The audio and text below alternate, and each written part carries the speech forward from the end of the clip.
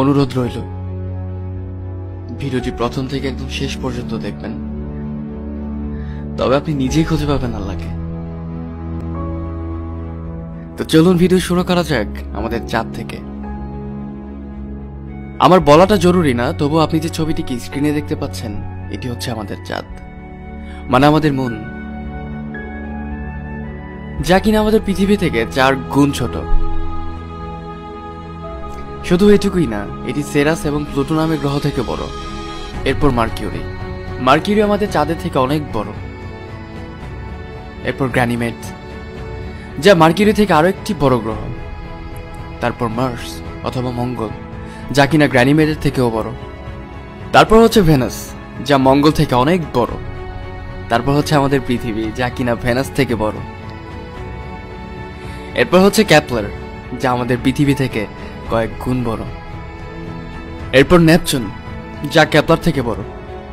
এরপর ইউরেনাস, যা কিনা নেপচুন থেকে বড়।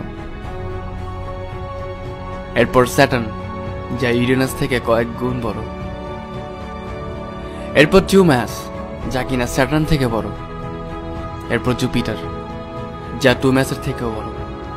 এরপর এই গ্রহটি, যার নাম হচ্ছে HD 100546, যা কিনা পেছনের সব গ্রহ থেকে বড়। এরপর আমাদের সূর্য, যা এই গ্রহটি থেকে বড়। সূর্য থেকে বড় সাইরাস। এরপর পোলাক্স, যা সাইরাস থেকে বড়। পোলাক্সের পর আরেকটারাস, যা পোলাক্সের থেকে বড়। এর থেকে বড় অ্যালডিব্রাম, যা একটি তারা। এর থেকে বড় হচ্ছে রিজেল, যাকে ব্লু সুপার জায়ান্ট বলা হয়ে থাকে। এর থেকেও বড় হচ্ছে পিস্টল স্টার। এর চেয়েও বড় হচ্ছে অ্যান্টারেস। আর এর চেয়েও বড় ব্যাটেলগিউস। এরপর ক্যানিস মেজরিস, যা এই সকল তারা থেকে অনেক বড়। আর এর চেয়েও বড় ইউআই স্কুটি। এই সকল তারা আমাদের গ্রহ থেকে অনেক অনেক অনেক বড়। এখন এই ভিডিওটাকে জুম আউট করতে করতে আমরা পুরো ব্রহ্মাণ্ডের আকার পর্যন্ত যাচ্ছি। কি এই ব্রহ্মাণ্ড, কত বড় এই ব্রহ্মাণ্ড, শুধু দেখুন ভিডিওটি।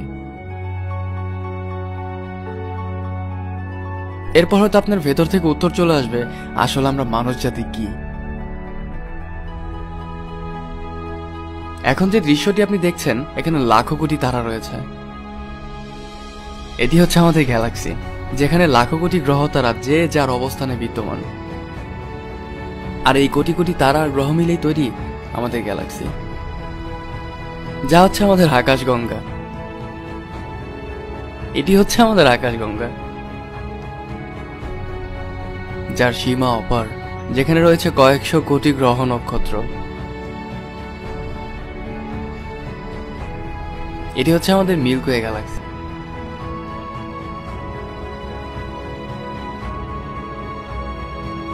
এই মিল্কওয়ে গ্যালাক্সির পাশেই রয়েছে আরো একটি গ্যালাক্সি, যার নাম অ্যান্ড্রোমেডা গ্যালাক্সি, যা আমাদের মিল্কওয়ে গ্যালাক্সি থেকে 4 গুণ বড়।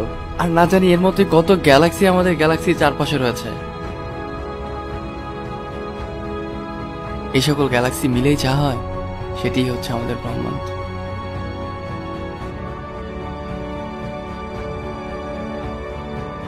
এটি হচ্ছে আমাদের ব্রহ্মাণ্ড, মহাবিশ্ব।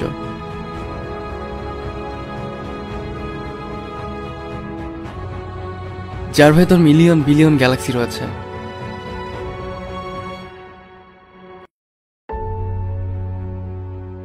এটি হচ্ছে আমাদের ব্রহ্মাণ্ড।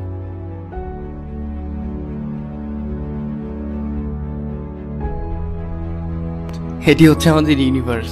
শুধু এটুকুই নয়, এখন আপনি স্ক্রিনে যা দেখতে পাচ্ছেন, এটি হচ্ছে আমাদের ইউনিভার্স, একটি বল।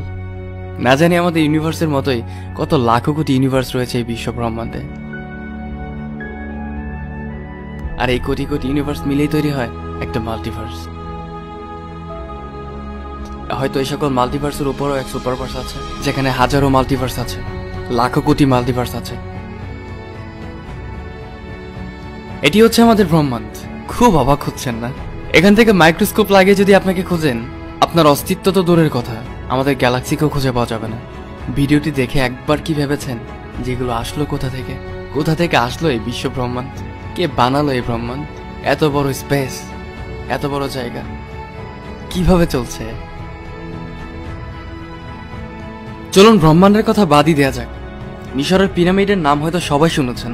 কখনো চিন্তা করেছেন এত বড় পিরামিড কিভাবে তৈরি হলো? কিভাবে এক পাথরের উপর আরেকটি পাথরকে রাখা হয়েছে, যেখানে একটি পাথরের সর্বনিম্ন ওজন 5 টন? কিভাবে কিভাবে তৈরি হয়েছে পিরামিড?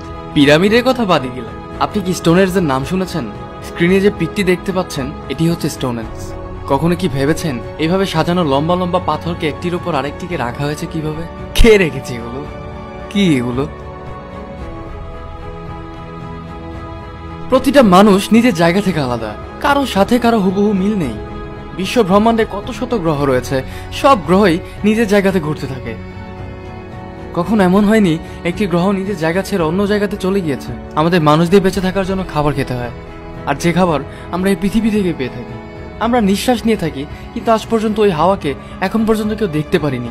আপনার কি মনে হয় এই সকল জিনিস একা একা চলছে? এত বড় পৃথিবী, এত বড় ব্রহ্মাণ্ড, এত বড় মহাবিশ্ব, এত এত এত কিছু, এসব একাই চলছে? আমার কাছে তো মনে হয় না। বরং এমন এক শক্তি আছে যে পুরো ব্রহ্মাণ্ডকে তৈরি করেছে। যেমনটা আমাদের বানানো কম্পিউটার দিনের পর দিন চলতে থাকে, তেমনি কেউতে এই দুনিয়াকে চালাচ্ছে। এই কেউটাকেই কেউ আল্লাহ বলে থাকে, আবার কিছু কপাল পোড়া মানুষ তাকে এলিয়েন বলে থাকে। আপনার কি মনে হয় এই দুনিয়া আসলে একা একা চলছে? অবশ্যই না, বরং দুনিয়াকে যে চালাচ্ছে তার সম্বন্ধে আসলে আমাদের কোনো ধারণাই নেই। সকল প্রশ্নের আনসার আপনি 1400 বছর আগের কোরআনে পেয়ে যাবেন। মন দিয়ে কোরআন পড়ুন, আল্লাহকে পেয়ে যাবেন।